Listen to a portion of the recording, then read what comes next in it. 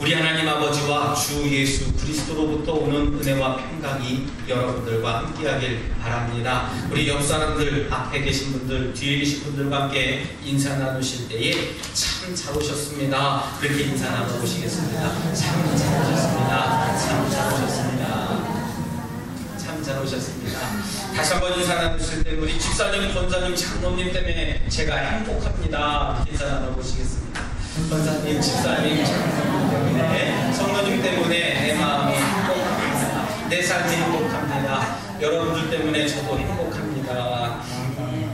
우리 다시 한번 인사 한번 나눠보시겠습니다. 오늘 꼭 응답 받으세요. 이렇게 인사 나누겠습니다. 오늘 꼭 응답 받으세요. 꼭 응답 받으시기 바랍니다. 지난주에 교회 차량에 있는 타이어가 많이 마모가 되어져서 좀 위험하다 싶어서 우리 장로님과 의논한 끝에 목사님 급히 좀 다녀오셔야 되겠습니다. 그러셔서 제가 좀 급히 정비소에 좀 다녀오느라 주일 오후배를 이용해서 차량 수리를 위해서 좀 다녀왔습니다. 그래서 차량 수리를 제가 하는 게 아니기 때문에 저는 이렇게 이것저것 이제 봐달라고 고쳐달라고 하고 이제 조금 이제 아는 척을 해야 그 사람들이 속여먹지 않지 않습니까? 그래서 제가 제 경험을 얘기를 합니다. 내가 이래봬도 대한민국 해군 참모총장 운전병이었었습니다.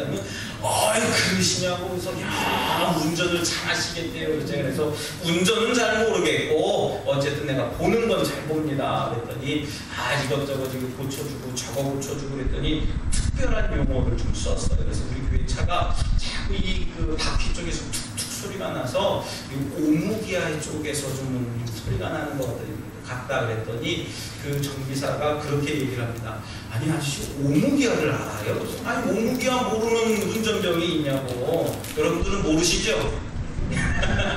저는 압니다. 제가 그래서 그거를 한번 봐달라 그랬더니 쭉 떠보더니 바퀴를 이리저리 흔들어 보더니 목사님 진짜 오무기아 쪽에서 소리 나는 것 같아요. 그래서 이제 그거를 수리하고 이제 맡기고 이제 몇 시간 걸릴 것 같습니까? 그랬더니 한 4-5시간 정도 걸릴 것 같대요. 그래서 제가 그래서 뭘 할까 그러다가 차도 없고 거긴 놀거리도 없어요. 그래서 마음속에 좀 생각했던 것을 좀 하기로 했습니다. 그게 뭐냐면 좀 이제 제 마음속에 좀 뭐라 그럴까 좀 여가 활동을 좀 해보고 싶었어요. 그래서 죄송한 말씀입니다만은 영화 한 편을 보려고 극장에 향해 갔습니다. 그래서 제가 뭘 보려고 했냐면 연평해전이라고 하는 영화를 좀 보고 싶었습니다. 여러분들도 잘 아시는 내용인 것처럼 2002년 우리 대한민국이 온 백성 나라의 많은 사람들이 월드컵으로 아주 그냥 축제 분위기를 이루었을 때에 저 연평도 그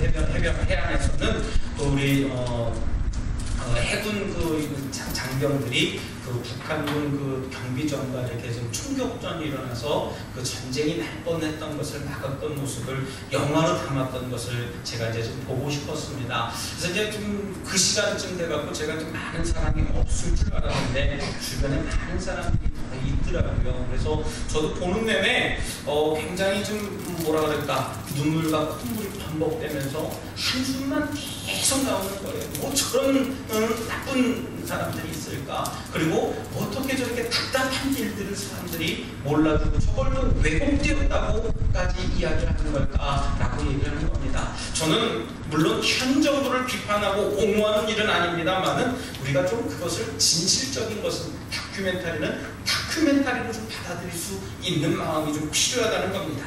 여러분들 전쟁이라는 것 다시는 이 땅과 하늘과 바다에서는 있어서는 안 될 것임에 분명하다는 사실을 다시 한번 깨닫고 돌아옵니다. 나오면서 보니까 많은 사람들이 눈이 빨갛게 충혈되었고 코를 푸는 흔적들이 많이 있더라고요. 여러분들 저와 여러분들 이 나라와 민족을 위해서 좀 많이 기도해 주시고 또 특별히 저 얼어붙은 북녘 땅을 위해서 함께 기도해 주시길 바랍니다. 오늘 본문의 말씀에 가만히 보면 우리 사도 바울 선생님은 인생을 그릇에 비유하고 있음을 알게 됩니다. 믿음 생활을 하는 것은 인생이라고 하는 그릇 속에 보화를 담는 것이라고 사도 바울 선생님은 이야기를 합니다.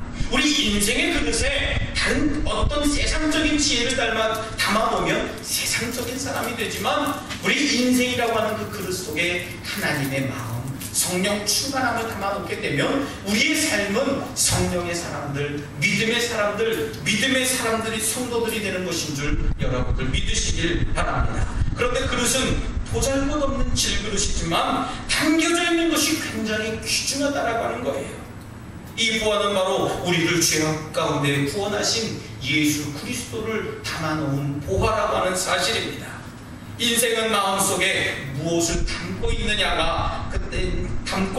따라서 그 가치를 결정한다고 얘기를 합니다. 아무리 이쁘고 멋지게 치장을 했어요. 그러나 그 마음속에 추하고 더러운 것으로 가득 차 있으면요, 그의 삶의 모습은 가치가 없는 그런 존재로 바뀌어진다는 얘기입니다. 어느 날 교역자 회의 때문에 인천에 나가는데요, 버스를 타려고 줄을 서고 있었습니다. 그런데 저만치 아주 정말 멋진 신사가 다가옵니다. 가만히 보니까 굉장히 젊은 사람입니다. 저보다도 젊은 사람인데 제가 그래도 보는 안목이 있거든요. 아래 위를 쭉 해서 보니까는 옷을 입은 것부터 구두를 입은 것까지 보니까 명품으로 아주 치장을 했어요. 제 앞을 싹 지나가는데 산산한 향수 냄새가 얼마나 잘 진동하는지 아주 멋쟁이더라고요. 그래서 가만히 이렇게 좀 쳐다봤어요. 키도 크고 아주 잘 빠졌더라고요. 그래서 제가 남자가 봐도 저렇게 멋진데 라고 하면서 쳐다봤습니다. 저기서 버스가 이렇게 다가옵니다. 그랬더니 막 뛰면서요, 사람들은 제일 제껴놓고 자기 먼저 올라타는 모습을 보면서 아휴, 그럼 그렇지, 그런 생각이 듭니다. 버스에 먼저 앉아서 자리를 차지하고 있어요. 가는 중간에 가만히 보니까 뒤에서 시끌시끌한 소리가 납니다. 싸움이 난 것처럼, 싸움하는 사람처럼 소리를 냅니다. 그 모습을 가만히 되돌아보니까 전화통화를 하는데요, 그냥 이래저래 가면서 입에 담지 못할 그냥 쌍욕을 해가면서 전화통화를 하는 모습을 보고, 걷는 모습은 아무리 치장을 해도 마음속에 어떤 것을 담고 내 입술에 무엇을 담았느냐에 따라서 삶의 모습이 결정되는구나 라는 생각을 해보게 됩니다. 반대로 여러분들, 내 삶은 그냥 그저 그렇고 평범하게 옷을 입고 치장을 했어도요, 내 마음속에 치장을 하지 않았어도요, 내 마음에 예수 그리스도를 담고 지적인 것을 담아있고 교양을 담고 있으면요, 그 삶은 아름다운 삶이라고 하는 사실입니다. 여러분들, 제 아무리 겉모습을 멋있게 치장해도 속마음은 가리지 못한다는 얘기입니다. 여기 여러분들은 오늘 하나님의 귀한 마음을 담는, 하나님의 마음을 담는 값진 그릇들 되시길 주님의 이름으로 축원합니다. 여러분들 스스로 한번 생각해 보시길 바랍니다.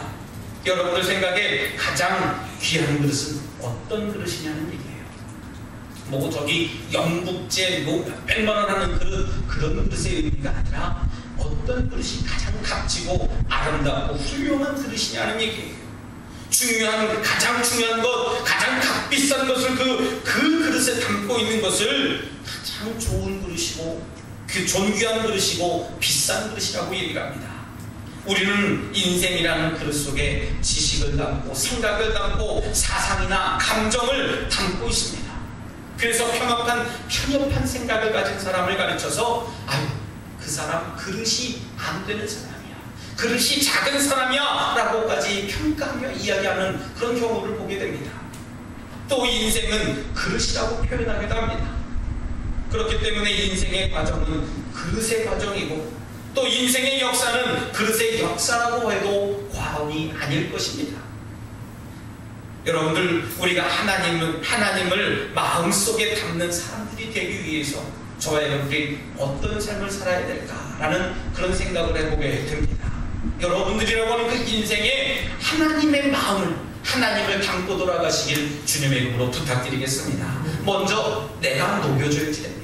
우리 옆 사람들과 함께 인사 나눠보실까요? 내가 녹여줘야지 됩니다. 그렇게 인사 나눠보겠습니다. 내가 녹여줘야지 됩니다. 우리 창세기를 보면 우리 인간의 재료는 흙이라고 성경은 이야기합니다. 그래서 성경에서 뭐라고 얘기를 합니까? 너는 흙이니 흙으로 돌아갈지니라 라고까지 우리들에게 이야기를 합니다. 하나님께서 흙으로 사람을 지으시고 그 속에 생기를 충만하게 넣으셨어요. 그랬더니 생명이 되었다라고 성경은 얘기합니다. 진흙을 재료로 해서 만들어진 것이 사람이라는 얘기예요. 저와 여러분들 이 살갗, 피부 모두 하나님이 우리 진흙을 만들어 놓고 우리 코에 생기를 충만하게 불어넣어 주셨다는 말씀입니다. 그래서 그건 우리 인생, 우리 인간 생활과 뗄래야 뗄 수 없는 관계가 있고요. 우리가 건강해지려면 흙 냄새를 맡고 또 맨발로 흙을 걸어가라라고 하는 그런 건강요법이 새롭게 등장할 만큼 흙에 대해서 관심을 많이 갖고 연구도 많이 하는 모습을 보게 됩니다. 옛날에는 또 어떻습니까? 흙으로 그릇을 만들어서 썼다고까지 얘기를 합니다. 지금도 도자기를 만들려면 찰구로 잘 빚어서 거기에 유약을 바르고 잘 구워내야지 도자기가 만들어진다고까지 얘기를 합니다. 동상을 만들 때도 그렇고요. 어떤 석고를 조각할 때에도 진흙으로 먼저 만들어내고 그것을 만드는 것처럼 이 흙이 우리들 삶 가운데 유용하게 여러 곳에서 사용되는 모습을 보게 됩니다. 그런데요, 여러분들 도자기를 만들거나 흙을 어떤 모양을 만들어내기 위해서 어떻게 합니까? 먼저 흙덩이를 물로 부드럽게 녹입니다. 반죽도 해서 공기를 빼기도 하고요. 그 속에 불순물이 들었는지 그것을 잘 골라내기도 합니다. 흙은 물로 녹이는 겁니다. 노풀이나 또 쇠를 어떤 것으로 녹입니까? 그것들은 불로 녹이기도 합니다. 그래서 녹인 것을 가지고 내가 원하는 모양을 만들어내는 겁니다.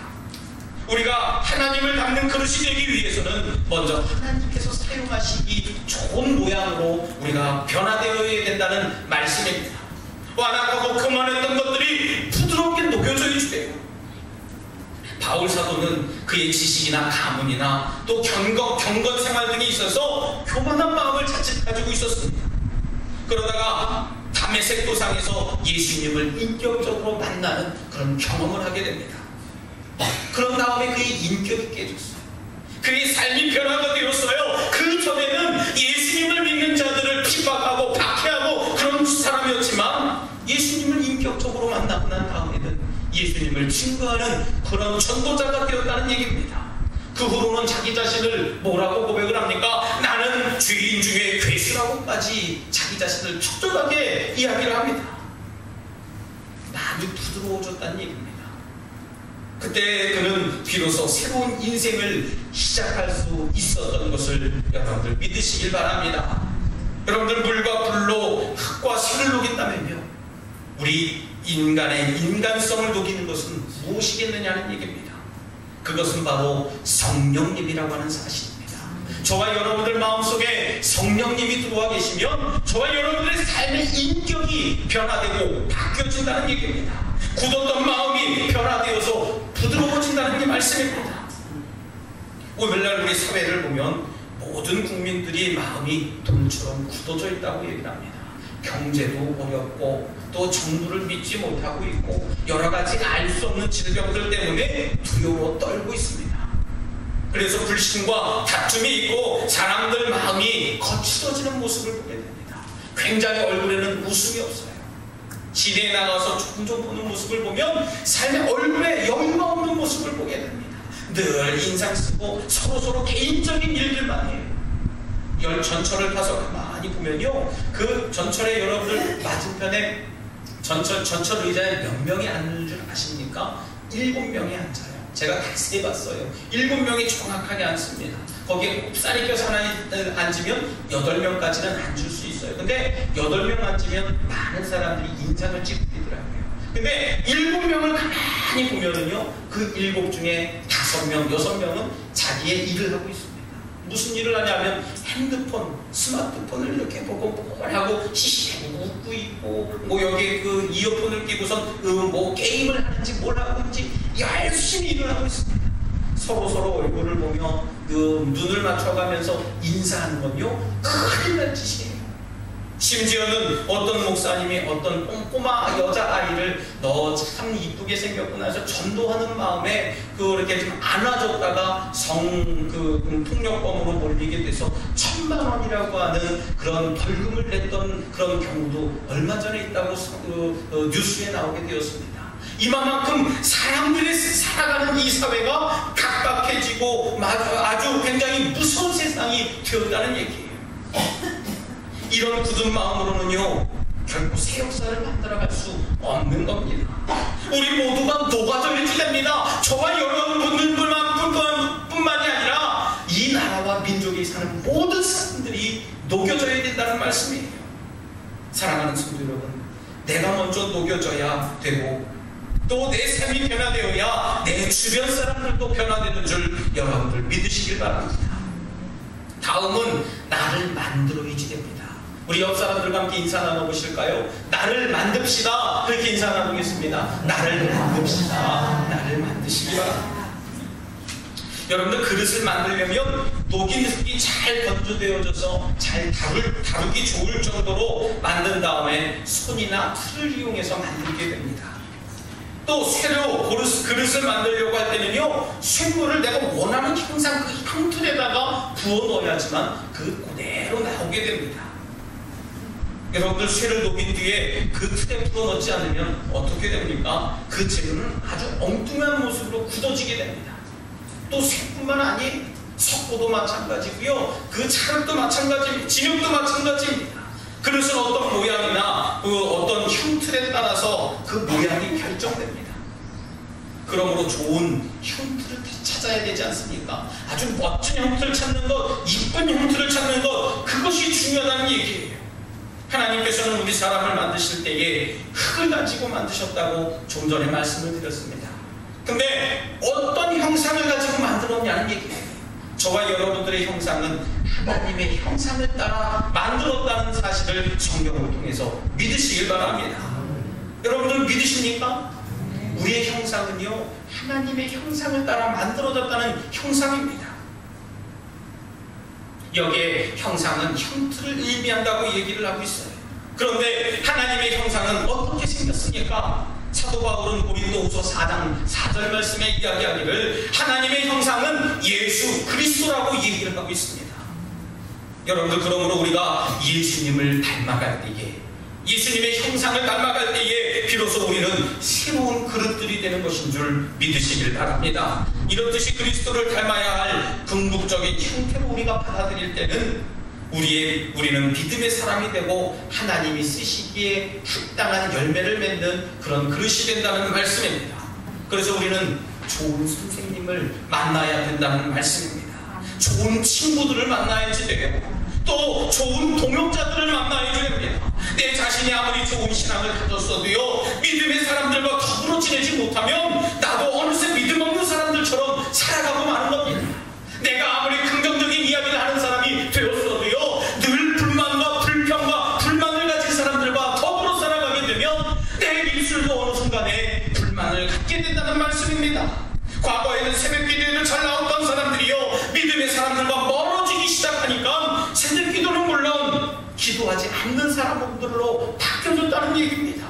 과거에는 예배 때마다 빠지지 않고 예배를 열심히 섬기더니요, 믿음의 사람들과 사귀지 못하니까 어떻게 합니까? 예배에 등한시하고 예배와 점점 더 멀어지는 모습을 보게 됩니다. 과거는 어쨌네 저쨌네 그러지만요, 지금 내 모습은 예수님을 모르는 사람들과 아주 같은 상황이 되어버렸어요. 사랑하는 성도 여러분, 여러분들 자신이 믿음의 모범을 보이는 성도들 되시길 주님의 이름으로 축원합니다.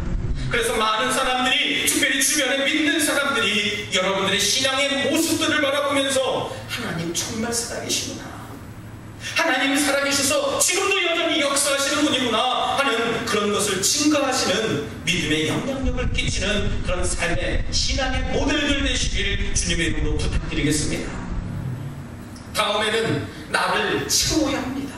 우리 옆 사람들과 다시 한번 그렇게 선포해 보시겠습니다. 나를 채웁시다. 그렇게 인사하겠습니다. 나를 채웁시다.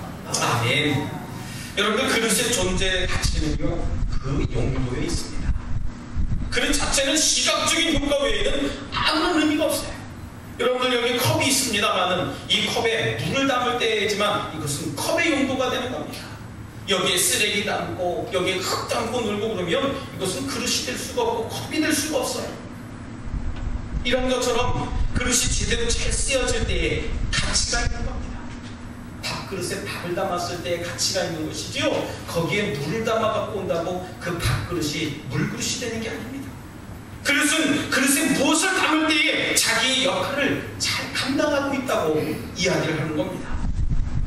예수님께서 가나의 혼인잔치 집에 가셔서 그 혼인잔치를 구경하고 있었습니다. 그런데 이 잔치를 뺏어간 사람들이 그만 실수를 하게 돼요. 어떤 실수냐 하면 포도주를 충만히 준비를 해야 되는데 그것조차도 다 떨어져서 온 집에 포도주가 없게 됩니다. 큰일이 났습니다. 그때 주님은 마당에 있는 물 담는 항아리를 가만히 보면서 물이 채워져 있지 않거든요. 하인들에게 이야기합니다. 저 물 담는 항아리에 물을 가득 채워라 라고 말씀하셨습니다. 채운 뒤에 어떻게 합니까? 채운 뒤에 떠서 잔치집 연회장에 주라고 얘기를 했어요. 여러분, 그 포도주가 어떤 포도주라고 주인은 얘기합니까? 하객들이 얘기를 합니다. 지금까지 좋은 포도주를 내어줬다고 얘기를 합니다. 일반적인 사람들이라고 하면 처음에는 좋은 술을 내주다가 나중엔 흥청망청 조금 취기가 오르면 나쁜 술을 줬다고 성경은 얘기합니다만은 이 가나의 혼인잔치에 있었던 주인은요, 처음부터 지금 마지막까지 아주 좋은 포도주를 내줬다고 칭찬을 하고 격려해 줬습니다. 여러분들, 아무리 훌륭하고 좋은 그릇이라고 해도요, 그 그릇이 채워져 있지 아니하면 아무 소용이 없다는 말씀입니다.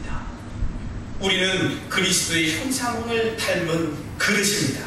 여러분들, 그러나 그리스도의 형상을 닮은 그릇에 무엇을 채우길 원하십니까? 그리스도의 형상을 닮은 그릇에 예수님의 마음을 가득 채우시기를 바랍니다. 예수님의 마음을 채우지 않으면 아무 쓸모없는 존재가 되는 겁니다. 우리는 우리의 마음에 하나님의 말씀과 은혜로 가득 채워줘야지 됩니다. 우리 삶에 말씀이 없으면 그것은 빈 그릇이 되는 겁니다. 아마 여러분들 가정마다 쓰지 않고 있는 찬장에 있는 아주 진열해 놓은 좋은 그릇들이 있을 겁니다. 우리 집에도 그런 그릇이 하나 있어요. 그릇이라고 말씀드리면 좀 그렇습니다만은 제가 커피를 좋아하다 보니까는 아주 멋진 잔이 하나 있어요. 유리잔이 2개가 하나 있어요. 그게 뭐냐면요, 한 이만큼 되는 그릇인데 유리가 2중으로 되어져 있어요. 2중으로 탁 되어 있어서 그 안에는 진공으로 되어져 있습니다. 그래서 거기에다가 커피를 딱 한번 담아 먹고 그 다음에 먼지만 담고 있어요. 여러분들, 그것을 누가 보면서 야, 커피잔 멋져요 목사님, 그렇게 얘기하겠습니까? 안 그래요. 먼지를 담고 있다는 말씀입니다. 우리 교회도 마찬가지입니다. 아무것도 담지 못한 전시용 교회도 있다는 말씀입니다. 어떤 사람은 성도 빼서 내 마음속에 성령을 채우지도 않고 빈 그릇을 남들에게 주려고 모습도 있는 모습을 우리가 보게 됩니다. 여러분들, 우리 심령의 그릇에 성령으로 채우시길 바랍니다. 말씀으로 채우시길 바랍니다. 기도로 채우시길 주님의 이름으로 축원합니다. 그래야 하나님으로부터 쓰임받는 겁니다. 간혹 우리 주위에 채우지도 않고 쓰임받는 일꾼이 되려고 하는 사람들도 있어요. 아시다시피 빈 그릇은 소리만 요란할 뿐이라고 얘기를 합니다. 그런데 더러운 것으로 가득 채워진 그릇도 있습니다. 이것은 빈 그릇만도 아직 못한 그릇이에요. 이렇게 옳지 못한 것으로 가득 찬 그릇을 하나님은 뭐라고 표현하냐면 상실한 마음이라고 표현을 합니다. 로마서 1장 28절로 32절 말씀에서는 뭐라고 얘기를 하냐면요, 하나님이 두기 싫어하는 마음이라고 얘기를 합니다. 상실한 마음은 그런 마음이라고 얘기를 했어요. 그들은 상실한 마음으로 내버려 두셨다는 거예요. 불의와 추악과 탐욕과 시기와 분쟁이나 악독함과 수근거리는 것까지도 상실한 마음이라고까지 고백을 합니다. 사랑하는 성도 여러분, 우리가 아무리 급해도요, 조용히 그리고 차분히 성령과 말씀 그리고 기도를 채우는 일에 열심을 하시길 주님의 이름으로 부탁드리겠습니다. 말씀과 은혜와 능력을 여러분들의 빈 그릇에 가득 채우고 돌아가시길 주님의 이름으로 부탁드립니다. 마지막으로 나를 사용해야 됩니다. 우리 마지막으로 한 번 더 선포해 보시겠습니다. 나를 사용합시다. 이렇게 인사 나눠 보시겠습니다. 나를 사용하십시다. 나를 사용하십시다. 여러분들, 이제 쓸 준비가 된 그릇은 쓰임 받아야지 됩니다. 여러분들 집에 잘 닦아놓고 이제 진열장에 놓은 것을 꺼내놔서 이걸 내가 이제 써야 되겠다라고 할 때에 어떻습니까? 여러분들, 그 그릇은 써야, 그릇이 사용되어져야 그릇의 사명을 다하는 거거든요. 바울 사도는 아시아에서 3년간 은혜로 체험받은 후에 쓰임을 받게 됩니다. 또 구약 성경에 나오는 모세라고 하는 사람은 80년 동안 준비한 다음에 하나님께 쓰임받게 되었습니다. 여러분들, 우리의 최후의 목적은 주님께 쓰임받는 그릇이 되는 것인 줄 믿으시길 바랍니다. 그런데 여러분들, 채워놓고도 쓰지 않는 사람이 있으니 너무 마음이 아픕니다. 저 사람은 달란트가 충만한데 하나님이 사용하시면 귀히 사용하실 텐데 안 하고 있어요. 우리는 하나님이 채워주신 모든 것을 주님을 위해 아낌없이 써야 하는 그런 존재라는 얘기예요.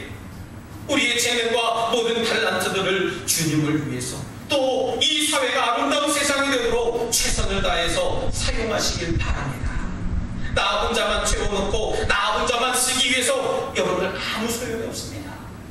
하나님께서 내게 허락하신 그 달란트들을 여러분들이 필요한 곳에, 여러분들을 필요로 하는 곳에 마음껏 사용하시길 바랍니다. 도와주는 겁니다. 이것이 바로 배워서 남 주는 삶이라는 얘기예요. 우리의 배움은 결국 남을 위한 배움입니다. 내가 잘 살기 위해서, 내가 잘 먹기 위해서 그렇게 배우는 것이 아니라 결국은 남을 가르쳐주고 남에게 봉사하고 남에게 헌신하기 위해서 내가 배웠다는 얘기예요. 돈을 벌기 위해서 배우고 살아간다는 것 한번 생각해 보세요. 그렇게 살아가는 것처럼 비참하고 불쌍한 인생이 없습니다. 남들을 이롭게 하고요, 그들에게 살아계신 하나님을 증거하는 삶을 살아가시길 주님의 이름으로 부탁드리겠습니다. 그런 삶이야말로 정말 값지고 진귀한 인생이라는 얘기예요.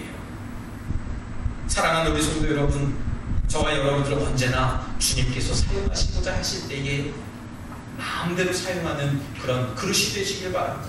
여러분들 마음속에 하나님을 담는 그릇이 되시길 주님의 이름으로 축원합니다. 이 시간 함께 결단의 기도를 드릴 때 하나님, 저를 높여주시고 저를 만져주시고 또 채워주시고 사용하여 주시옵소서라고 이 시간 입술을 열어 마음을 모아 잠시 결단의 기도를 드리겠습니다. 할렐루야. 사랑과 내가 충만하신 하나님 감사합니다. 내 삶 가운데 좌정하여 주셔서 하나님 말씀 따라 살아갈 수 있는 거룩하고 복된 심령 삼아 주실 줄 믿습니다. 하나님 사용하여 주시옵소서, 채워주시옵소서, 만들어 주시옵소서. 하나님 주시는 귀중한 은혜로 높여주실 줄 믿습니다. 주님 내 삶을 다스려 주실 줄 믿습니다. 주여 역사해 주시고 인도하여 주시옵소서.